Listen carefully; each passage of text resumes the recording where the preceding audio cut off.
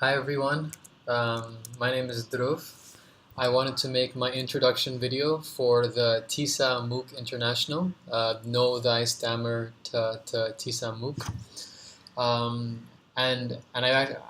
I've actually never completed the MOOC, so I thought that this would be a great time for me to complete the MOOC, get more involved, and also help myself because I feel like I've been struggling a lot with my speech recently. So I just wanted to make this short video to tell all of you more about myself, my education, family, and interests, childhood experiences, what am I doing now, and what has been my experience with speech therapy. So a bit about my background. I received international schooling in several Asian countries. And my father kept on getting transferred to these countries. So I used to live with my immediate family, my mother, father, my elder brother, who's 3 years older than me, and then myself. I'm very interested in basketball, even though I don't play much anymore. I like to do yoga. I like to meditate, which has become a recent interest of mine. Um, I'm also very interested in recognizing some of the major problems we have in the world, like climate change, and then seeing what we can do as individuals to help to reduce that. For example, recently I went to this farm in Bangalore called Navadarshanam. Navadarshanam. It's about 3 hours or so from Bangalore, and it is basically a sustainable farm. They do organic sustainable farming there. They have cows, but they're a completely vegan kitchen. They have some cottages where people can stay, and it's just a self-sustaining community. So their energy comes from solar power. Their water comes from rainwater harvesting that they harvest in underground tanks. I believe it's underground tanks. Their food comes from the farm itself, locally produced food, or from the very nearby farms. Um, so that's energy, water, food. Yeah, and the housing. They've built the houses themselves on the land through these bricks that were sun baked and have used very local material to make. They didn't have to blast any mountains or create any concrete or cement, which is very bad for the environment. And also the housing. Those special bricks keep the house cool in the summertime and keep the house warm in the wintertime. So they don't need to have an AC or a fan or anything. So it's a very yeah, it's a very thoughtful way of living. I think it reflects very well with any kind of ideology that you may think may come from some spiritual practice, but it's just people who are living, very humbly and simply, but they're very happy. So like, well, one of the other things that I really found interesting about the community is that they say that their main purpose is to to have sustainable happiness, to always cultivate happiness.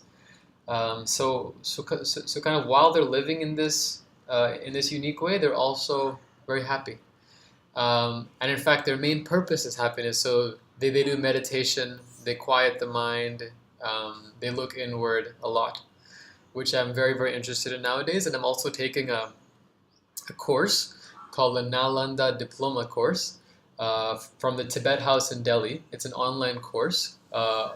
It's online diploma, and it takes us a year to get. It's only about 5,000 rupees, and it's one of the best educations I've received so far. It's kind of talking about how the mind works, and and the ultimate reality, um, which is basically that we are ultimately cells. We're made up of molecules and cells, and if you really ask the question, "Who am I?" and really try to identify, is this me? Is my arm me? Is my head me? No, like we're this concept of the I as something that has been invented or projected by the mind. Anyway, I may talk about that later. Sorry for going off track. Childhood experiences. I'll talk about stammering. Um, I feel like I have gone through a lot growing up. I've always been very afraid to speak in class, probably since fourth or fifth grade up until college, and maybe even up until recently. I'm afraid to raise my hand. I think throughout middle school, high school, college, I don't think I raised my hand at all. I was very afraid to speak in class. I used to skip classes where I had a presentation. I would fail classes or not do well in classes where I had a group assignment. Um, so I had some very tough childhood experiences. I was always afraid to make friends. Um, some people like I would want to sort of make friends with a certain group of people, but then at the same time, um, I feel like sometimes I would be afraid to. Sorry, I'm just turning off these notifications because they're coming on WhatsApp. Let me close them. Um, yeah, and I was just quite scared. Um, Growing up, quite scared to talk to people and to make new friends and to talk in class. Um, and I think I tried very hard to fit in. I tried to do all the things that are required, although I feel like I still had an ethical principle, so I wouldn't go that extreme, but I would still try to be in the right place. I would try to, make friends with the right people so I could seem cool, hang out with that kind of group. Um, And I feel like my stammering, my stuttering was always there, was always with me, sort of hiding. That would always come out. So yeah, that's a bit about my childhood experience. What I'm doing right now is I'm working part-time with a firm called C Balance Solutions. I was working full-time with them, then I went to the US and I came back, and now I'm working part-time. And actually, in about 3 hours, I have a call again with the founder, the head of C Balance, and I'm going to be talking more about how I have some more free time now, so I can start working full-time again. I'm currently living in Pune um, with my partner Nura. And we just moved here a few weeks ago. We're really liking it. We have an apartment now that we've taken on rent. She is taking some classes at Pune University in women's studies, and she's really enjoying that. And I am figuring out how to spend my time. I like to focus on solutions to climate change. So I'm getting very interested in how to live an authentic, principled life, and live a life that is not contributing to climate change at all. In fact, is helping to mitigate climate change. So some ideas I have around that also came from Navadarshanam, and also from this book I'm reading by Wendell Berry, who's a farmer in Kentucky. But basically, it's about eating locally. So like growing your own food, or getting food directly from farms nearby. Um, there's an initiative called Community Supported Agriculture, or CSA, where they deliver every week vegetable and fruit baskets to your doorstep that have been grown locally, um, organically. So I'm right now trying to identify some CSAs that we can join to like start to get local fruits and vegetables. Yeah, that's basically what I'm doing now, in short. And my experience with speech therapy has been quite uh, uh, a- erratic or spontaneous. I first started getting speech therapy when I was in Mumbai, I feel, as a child. My mother had taken me somewhere, and that person was just trying to make me fluent. And in fact, I went there and I didn't stammer at all because I knew that they were talking about my stammering. So I was trying my best to speak slowly and fluently. And the speech therapist said, "Oh, you have no problem." Second time, I also went with my mom to uh, a doctor, an ENT, ear, nose, and throat doctor in Mumbai as well. Actually, a famous doctor, Dr. L.H. Hiranandani. His sons are the ones who've made the Hiranandani community in Powai. And I was also over there just, like it wasn't actually speech therapy, but I just talked to him for a few minutes, and he said, "Okay, you have no problem. You're going to be fine."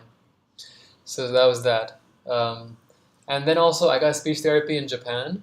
I was lucky enough to have a speech therapist from New Zealand.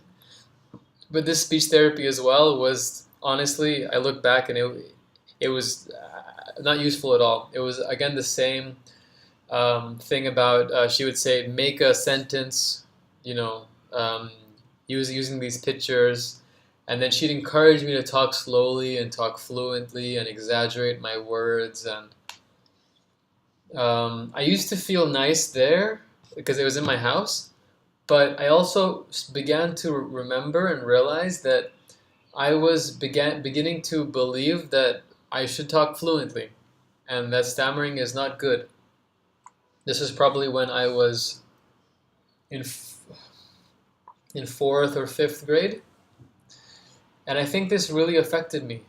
And specifically, I think it's because I think I began to get this speech therapy because in fifth grade I had a teacher who I remember going to a parent-teacher conference with her and my parents, and she specifically said, Dhruv is going to middle school next year, and he needs to work on his stammering, on his speech. And that really upset me a lot because I was like, yeah, like it made me very afraid to speak again, to speak in class. So and then more recently, I had some speech therapy in China as an adult, and this was quite good speech therapy. That speech therapist himself was a stammerer. He would only speak in Chinese, so he would speak, and then it would be translated to somebody else, and then who would tell me. Um, I was very desperate at that point in time because I was managing a business, and I felt like I needed to speak fluently to be able to manage the business well. Um,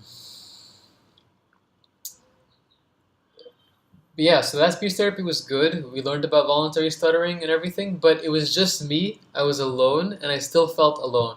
I still didn't feel like there were so many people who stammer in the world.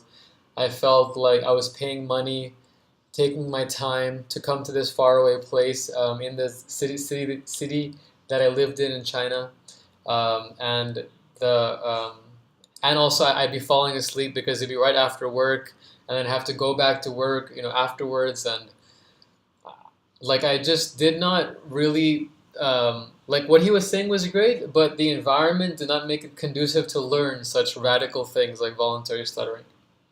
Secondly, I got some speech therapy in the US in New York at the American Institute for Stuttering. This was also good speech therapy, although it was very expensive. Very expensive. They charged $5,000 for about 3 weeks of speech therapy. Um, and it was good in the sense that they were talking about acceptance and also voluntary stuttering. But then it was bad in the sense that they also taught me fluency shaping, which was on one side you're talking about acceptance, and then on one side, on the other side, you're talking about let's be fluent. So that contradicted, and I left the program wanting to be fluent, trying to be fluent, and I suffered a lot then because then when I went back to my job, um, and I could not use those techniques in the moment when I felt like I needed to be fluent. I began stuttering again, having huge blocks again, and feeling very sad and felt like I failed. So that was my other experience with speech therapy. And then more recently, I feel like TISA, being involved with TISA Mumbai for the past 4 years now, I feel like that has been my best speech therapy. Going to every communication workshop with Dr. Sachin, going to the TISA national conferences, spending time in the US also at those national conferences. I feel like I've begun to accept and realize that we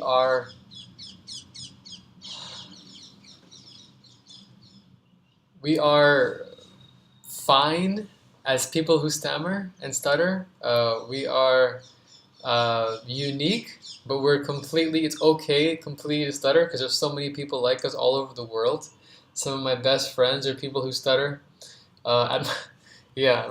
Recently at a very large a function that we had in Mumbai, the only friends who I called were my friends who stutter. So I think I just feel like it's time to really internalize that it's okay to stutter and it's okay to be stuttering outside as well. Um, so yes, this is my first core task, and I look forward to completing the rest shortly. Thank you.